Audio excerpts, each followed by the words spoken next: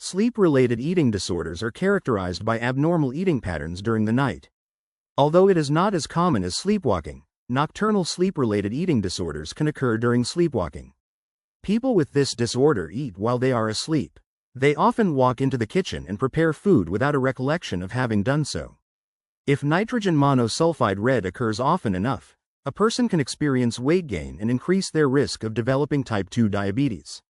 A closely related disorder, known as night eating syndrome, is diagnosed when a person eats during the night with full awareness and may be unable to fall asleep again unless they eat.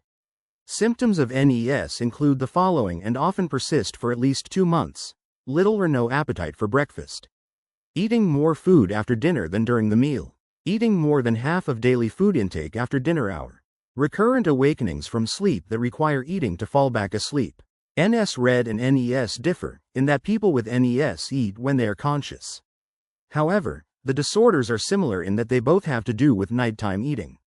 Both of these conditions can interfere with an individual's nutrition, cause shame, and result in depression and weight gain. Who gets sleep-related eating disorders? Both men and women are vulnerable to these disorders, but they are more common among women. 1 in 100 people are thought to have NES.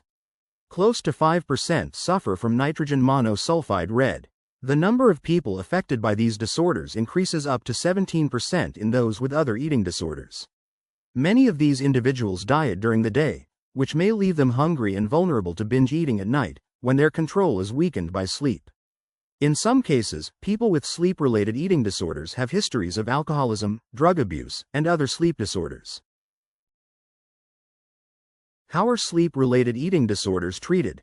Treatment of sleep-related eating disorders begins with an interview and may include an overnight stay in a sleep lab, where brain activity is monitored during the night. Medication sometimes can be helpful for these disorders. However, sleeping pills should be avoided, because they can increase confusion and clumsiness that can lead to injury. Additional treatments may include methods to release stress and anxiety.